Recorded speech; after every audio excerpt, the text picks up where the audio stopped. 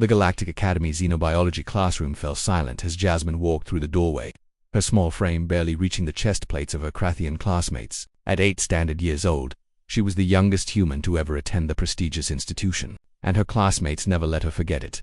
"Look, the tiny human returns," chittered Vec, a mantis-like Terosian whose compound eyes gleamed with amusement. "Did you bring your comfort blanket today, little one?" The classroom erupted in a symphony of alien laughter clicks, warbles, and subsonic rumbles that made Jasmine's bones vibrate. She clutched her datapad tighter and made her way to a seat, a specially designed chair that accommodated her diminutive stature among giants. Professor Solmark, a towering Krathian with silver-scaled skin, raised one of his forearms for silence. "Today's lesson concerns apex predators and their role in maintaining ecological balance. Each of you will present on your homeworld's dominant species." One by one, the students displayed holographic projections of their planet's most fearsome creatures. Vexenar showed the razor-wing mantids of Chiron Prime, their bladed forelimbs capable of slicing through starship hulls. The Plutonian exchange student presented the frost leviathans, massive creatures that dwelled in ammonia oceans and could swallow spacecraft whole. When Jasmine's turn came, the sniggering began before she even stood up. "What will the humans show us?" mocked a gelatinous Blobarian from the back row. "Your species has no natural armor, no venom, no talons. You're prey animals at best." Jasmine's jaw tightened, but she activated her holo. An image materialized above her desk, a creature with golden fur, powerful shoulders, and intense amber eyes. "This is a lion," she said, her voice steady despite the trembling in her hands. "From Earth's African continent. Adult males can weigh over 400 pounds and 400 pounds. Vexenar interrupted, mandibles clicking in laughter. "I weigh 3 times that. This lion is barely a snack." The classroom dissolved into chaos. Even Professor Tholmak's mouthplates twitched in what might have been amusement. Furthermore, a crystalline silicoid named Quartz interjected, "I've studied human history. Your species was nearly driven to extinction multiple times by your own planet's megafauna. Humans are weak, fragile," and the classroom door exploded open. What entered wasn't a lion. It was something far more terrifying to every non-human in the room. Kevin stood in the doorway, all 6 feet 2 inches of human adolescence. His 15-year-old frame corded with lean muscle from Earth's punishing 1G gravity. His eyes those forward-facing predators. Eyes that marked humans as hunters swept across the classroom with an intensity that made every alien instinct scream danger. But it wasn't Kevin alone that froze the blood of every creature present. Beside him, on a standard Earth leash, padded a German shepherd named Rex.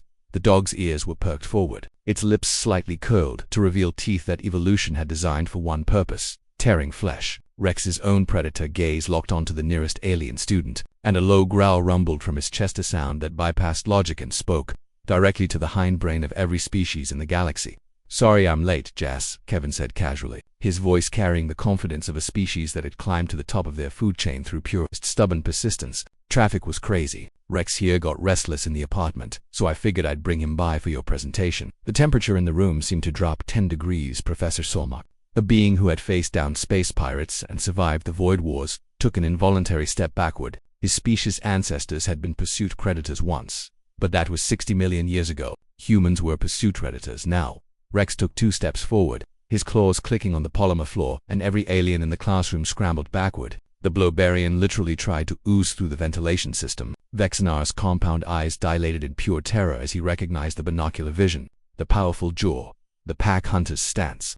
"You see," Jasmine said, her voice now steady and clear, "humans didn't just survive alongside apex predators.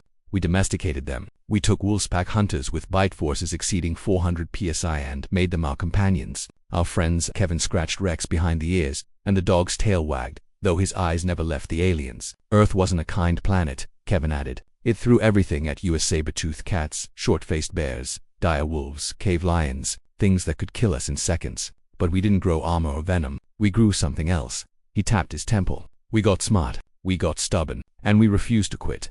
Jasmine activated another hologram. "Humans ran mammoths to exhaustion across frozen tundras. We hunted animals 10 times our size using nothing but pointed sticks and teamwork. We didn't need to be the biggest or the strongest. We just needed to be the most relentless." Rex yawned, displaying his full set of teeth. "And Quartz, the silicoid, actually cracked the crystalline equivalent of fainting."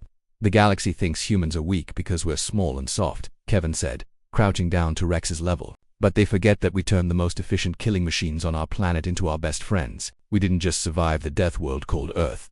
We conquered it so thoroughly that we brought its apex predators with us to the stars." Professor Tholmak found his voice, though it quavered. "Class dismissed early."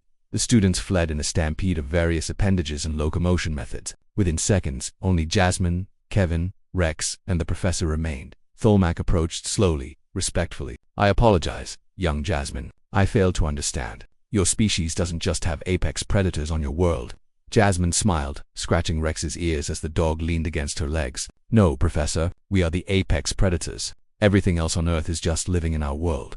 As they left the classroom, Kevin grinned down at his little sister. "Good presentation, Jas. Thanks for the assist." Kev behind them, through the classroom's window, they could see the stars and somewhere among them, Earth, the little blue marble that had forged humanity in fire and ice and blood, the death world that had taught humans the most important lesson in the galaxy. Never underestimate the soft ones. They're the ones who survived when nothing else could. The end.